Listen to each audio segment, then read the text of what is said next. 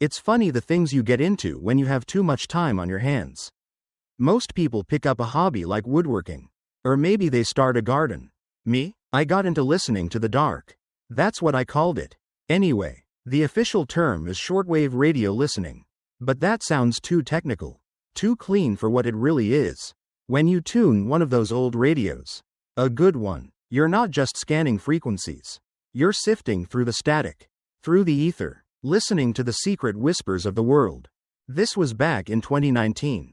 I was working from home as an IT consultant, which is a fancy way of saying I spent 8 hours a day in my pajamas, fixing other people's computer problems from 1,000 miles away. My apartment was on the 14th floor of a bland, concrete building in downtown Seattle. It was a life of digital noise, emails, video calls, server alerts. At the end of the day, I craved a different kind of signal, something analog and real. My setup was my pride and joy. A vintage Hallicrafters SX110 receiver I'd restored myself. Its green, glowing dial was the only light I'd use at night. The air in my little office nook always smelled faintly of hot vacuum tubes and old electricity. I'd sit there for hours, a pair of heavy headphones on, turning the weighted tuning knob with surgical precision. I'd catch snippets of foreign languages, sailors talking off the coast of Alaska, ham radio operators in Japan. But I wasn't hunting for conversations. I was hunting for the ghosts. The numbers stations. If you don't know, they're exactly what they sound like. They are mysterious, shortwave radio stations of unknown origin that broadcast strings of numbers, letters, or coded messages. You'll be turning the dial through crackling static. And then, suddenly, a clear voice will emerge. Sometimes it's a woman with a crisp British accent. Sometimes a man speaking German. Sometimes a child's voice, which is always the most unsettling. They read lists of numbers. Achtung. 52149. 80331. Over and over. Then, as suddenly as it began, it's gone. Back to static. The consensus is that they're spy stations, used by intelligence agencies to send one-way messages to operatives in the field. Untraceable. Deniable. Listening to them felt like pressing your ear against a wall you weren't supposed to know existed. It was the ultimate puzzle. For months, it was just a hobby.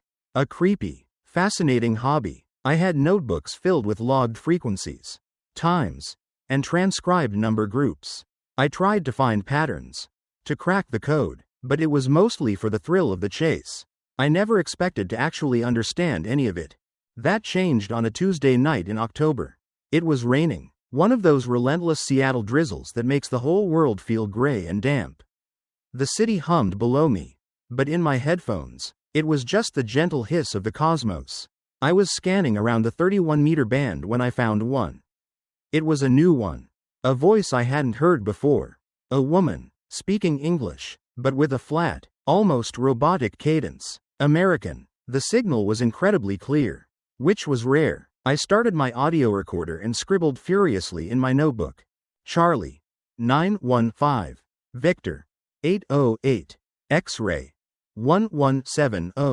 It went on like this for about 5 minutes. A mix of the NATO phonetic alphabet and number groups. I didn't think much of it, other than it was a good, clean catch. But as I was about to log it and move on, something caught my eye. Some of the number groups seemed familiar. 915. 808. They were area codes, California and Hawaii. But 1170. That was the frequency of a local AM news radio station here in Seattle. Como. It was probably nothing, a coincidence, but a thought sparked in my brain. An idea so simple I couldn't believe I hadn't considered it before. What if the code wasn't some complex, unbreakable cipher? What if it was simpler, designed to be understood quickly by someone who knew the key? On a whim, I started treating the phonetic letters not as part of a code, but as simple identifiers. And the numbers, I looked at them differently, not as abstract values, but as data points, time, location, frequency. The full message was, Charlie, 915. Victor, 808. X-ray, 1170. Quebec, 2300. Sierra, 4759. I sat there for an hour, staring at the page. My coffee went cold. The rain kept tapping on the window. And then, I tried it. Charlie. And Victor. Military jargon for C and V maybe. City voltage. X-ray. A target. Como radio. 1170 AM. Quebec. Maybe. Q. For time? 2300. That was 11 p.m. And Sierra. S. Shutdown. The number that followed was 4759. I had no idea what that meant. So, the message I pieced together was, city voltage target 1170 AM. Time 11 p.m. Shutdown. It felt absurd. It sounded like something out of a bad spy movie. I laughed at myself, shook my head, and got up to make more coffee. My own mind was just creating patterns out of noise. It's a known psychological phenomenon. Apophenia. Still, I couldn't help but glance at the clock. It was 10:42 p.m. I left the radio on, tuned to 1170 AM. Just for the hell of it. A talk show host was droning on about local politics. I went about my business, cleaning up my coffee mug, checking my email one last time. At exactly 11 p.m., the lights in my apartment flickered, and then died. My computer screen went black. The digital clock on my microwave vanished. The entire building was plunged into a sudden, silent darkness. The only sound was the rain and the frantic beeping of a car alarm starting up somewhere down on the street. My blood ran cold. I stumbled through the dark to the window. It wasn't just my building. The entire block, as far as I could see, was a black hole in the city's glittering grid. A major power outage. My heart was hammering against my ribs. I stood there in the dark, my mind racing. Coincidence. It had to be a coincidence. A massive, statistically improbable, terrifying coincidence. Power grids fail. It happens. It had nothing to do with the voice on the radio. It couldn't. But I knew, with a certainty that chilled me to my core, that it did. The number I couldn't figure out.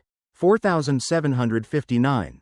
I rushed to my desk, fumbling for my phone's flashlight. I pulled up the city's power grid map on a cached page. I was in substation sector 47. The outage report, when I could finally get a signal, mentioned a catastrophic failure at substation 47. I couldn't find a reference to 59, but it was close enough to make the hair on my arms stand up. That was the first red flag. The moment my hobby stopped being a game, I became obsessed. I spent every waking hour hunting for that station, which I dubbed the Flat American. For 2 weeks, nothing, just static. I started to doubt myself again. Maybe the stress had gotten to me. Maybe I was losing my mind. I was on the verge of packing the radio away, of trying to forget the whole thing. Then she came back. This time, the message was different, shorter. Tango 5, November, Bridge, Sentinel, Collapse, Delta 0200.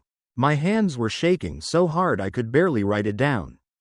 Tango 5, that was easy. Interstate 5, the massive freeway that cuts right through the heart of Seattle. November Bridge, there are many bridges on I-5. But, Sentinel, I searched online. There wasn't a Sentinel Bridge. But there was a news article from a few weeks prior about a homeless encampment near the Ship Canal Bridge. And the unofficial name they had given their little community was the Sentinels Camp. Because it overlooked the water. The article mentioned growing concerns about the structural integrity of the pylons in that specific area due to fires being set underneath. Collapse. Delta 0200. D for date, or day. 2 o'clock. 2 a.m. This was no power outage. This was a catastrophe. This was people's lives. I couldn't just sit here. I had to do something. But what? Who would I even call? Hello? 911? I have a magic radio that told me a bridge is going to fall down. They'd lock me up. I settled on sending an anonymous tip to the State Department of Transportation, and another to a local news outlet. I used a public library computer. Wore a hoodie and sunglasses like some kind of paranoid cliché. I just said there was a credible threat to the I-5 Ship Canal Bridge and that they should inspect the northern pylons immediately. I felt insane, but I felt more insane doing nothing. The next day, I was a nervous wreck. I kept the news on all day. Around 4 p.m., a story broke. The Washington State DOT had closed 2 northbound lanes on the I-5 Ship Canal Bridge for emergency inspections after receiving an unspecified but credible tip. They'd found significant stress fractures near the base of one of the northern support columns. Far worse than they'd previously thought. They said the closure had likely prevented a potential disaster. I should have felt relief. I should have felt like a hero. I felt hunted. Because I had proven my theory correct. The numbers were real. The threats were real. And that meant someone, somewhere, was broadcasting them. And if I could hear them, they might not like being heard. That's when I started noticing the car. It was a dark sedan. A Ford Crown Victoria. The kind police use. But this one was completely unmarked. No logos. No light bar. Nothing. It was just there. Parked across the street from my building. Day and night. Sometimes a man would be in it. Just sitting. Sometimes it was empty. I couldn't see his face clearly from my window. Just a silhouette. It was probably nothing. A private investigator watching someone else in the building. A city vehicle. There were 100 rational explanations. But after the bridge incident, my faith in rational explanations was gone. The second sign was the phone calls. My landline, which I only kept for the building's intercom, started ringing at odd hours. 2 a.m., 4 a.m., when I'd pick it up, there was nothing, not even a dial tone. Just a heavy, listening silence, followed by a soft click. It happened 3 times in 1 week. The paranoia started to set in for real. I felt like I was living under a microscope. I'd walk down the street and feel eyes on my back. Every parked car seemed to hold a threat. I started taking different routes to the grocery store. I put a piece of tape over my laptop's webcam. My online work, once a comfort, now felt like a liability. Every email I sent, I wondered who else was reading it. The breaking point came a week later. I had to go to the office for a mandatory team building event. I hated it, but I had to go. I was gone for maybe 5 hours. When I came back to my apartment, I knew something was wrong the second I put my key in the lock. There was that faint, almost imperceptible feeling that the air inside was different. I stepped in cautiously. Everything looked normal. My laptop was on the desk. The radio was where I left it. Nothing seemed out of place. I walked through the small apartment. My heart pounding. Kitchen. Fine. Bathroom. Fine. Then I saw it. On my desk, next to the radio, was my spiral-bound notebook. The one where I logged everything. The frequencies. The times. The decoded messages. I always left it lying open to the last page I'd used. Always. It was closed. I froze. My breath hitched in my throat. Someone had been in my apartment. They hadn't smashed a window. They hadn't kicked in the door. They had come in silently. And they had left silently. They hadn't stolen my TV or my computer. They had just looked at my work. They had touched my notebook. It was a message, louder than any broadcast. We know. We can get to you whenever we want. I backed away from the desk. A cold dread washing over me. I felt violated in a way that's hard to describe. It wasn't just my space that had been invaded, it was my mind. They had seen my thoughts, my theories, my fear, all laid out in neat blue ink. I wanted to stop. God, I wanted to smash that radio to pieces. Throw my notebooks in an incinerator. And pretend none of it ever happened. But I couldn't. It was like a drug. I had to know what came next. I had to know who they were. That night, I didn't sleep. I just sat in the dark. Headphones on. Turning the dial. The static was different now. It wasn't a hiss anymore. It felt like a presence. A deep, breathing darkness that I had invited into my home. And then, just after 3 a.m., she was there, the flat American. The signal was perfectly clear, as if it was being broadcast from the roof of my building. And the message was only 5 words. Leo, silence, or, next, Belltown. Leo, my name. They said my name. My blood turned to ice water. This wasn't a coded message to a spy in the field anymore. This was a message for me. A direct threat. Silence. Or the next target was Belltown. The dense, populated neighborhood right next to mine. They weren't just predicting disasters anymore. They were threatening to cause one. And they were telling me that if I didn't stop listening, if I didn't stop writing it all down, it would be my fault. In that moment, the line between conspiracy theorist and target dissolved. I wasn't a listener anymore. I was a participant, a hostage. I ripped the headphones off my head. My ears were ringing. The green dial of the Hallicrafter's radio seemed to glow with malevolent energy. That machine, my pride and joy, now felt like a bomb sitting on my desk. The voice was still coming from it. I could hear it faintly, repeating the message, Leo, silence, or, next, Belltown. I don't remember making a conscious decision. It was pure, animal instinct, primal fear. I grabbed the heavy radio receiver. It was heavier than I remembered. I ripped the cords out of the wall, sparks flying from the outlet. I stumbled through my apartment, carrying it like it was diseased. I threw open the door to the hallway, ran to the emergency stairwell, and started clambering down 14 flights of stairs in the echoing, concrete darkness. I didn't stop until I was in the grimy alley behind my building. The rain had started again. Without thinking, I lifted the radio over my head, and with a scream that tore out of my throat, I smashed it against the brick wall. And again, the plastic casing cracked, vacuum tubes shattered with a soft pop. Wires tore loose. I kept smashing it until it was just a mangled heap of metal and glass and shattered circuits at my feet. I stood there, panting, rain mixing with tears on my face, my hands bleeding from the sharp plastic. I had destroyed my link to them. I had chosen silence. I never went back to the apartment. I called my boss from a payphone the next day and quit. I had my bank wire my savings to a new account.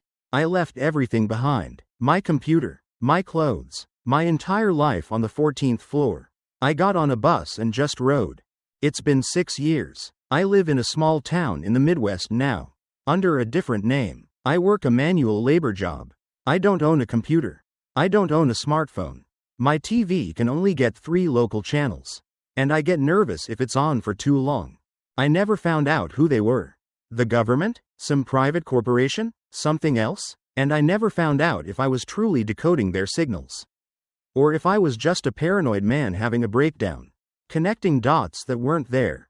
And they were a different kind of, the men who come when you start to lose your grip on reality.